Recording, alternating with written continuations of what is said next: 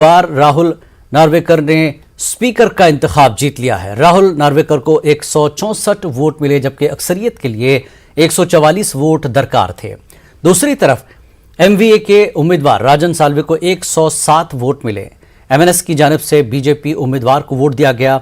वहीं Samajwadi party MLA ने vote देने से इनकार कर दिया। सीपीआई एमएलए ने एमवीए उम्मीदवार के हक में वोट दिया। स्पीकर की जीत के बाद अब पीर के दिन 4 जुलाई को एकनाथ शिंदे को असेंबली में अक्सरियत साबित करनी है।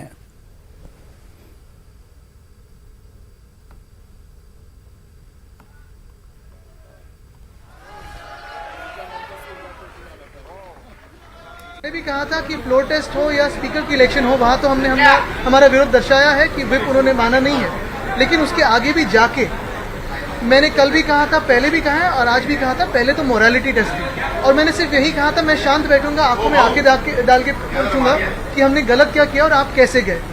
एक भी जो भाग के गए हैं उन्होंने आंख में आंख डालने की हिम्मत नहीं की। मेरा यही सवाल रहेगा कि आज हमारे आंखों में आंखें डालने की हिम्मत नहीं है। कल जब हमारे चुनाव क्षेत्र में जाएंगे, हर एक मतदाता से मिलेंगे, शिवसैनिक से मिलेंगे, तो किस मुंह से सामने जाएंगे, यही सवाल।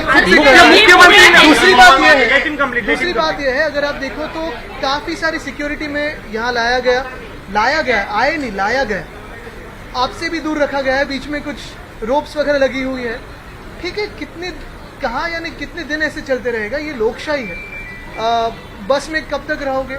यहाँ से वापस गुवाहाटी जाओगे, गोवा जाओगे, कब तक ये सिलसिला चलेगा? नार्वेकर विधानसभा सदस्य यांनी उद्धव ठाकरे जी ने कहा था कि मैं 30 साल तक गलत लोगों के साथ था और अब मैं सुधर जाऊंगा। समझे कि नहीं? अब मैं वो मेरी जो आइडियोलॉजी थी छोड़ करके मैं सेक्युलरिज्म करूंगा, कांग्रेस और एनसीपी के साथ रहूंगा। हमने सपोर्ट किया, हमने कभी कोई पद नहीं मांगा। हमारा मकसद था कि महाराष्ट्र में सेक्युलरिज्म चले और किसान, मजदूर, मुसलमान, नौजवान सबका काम हो।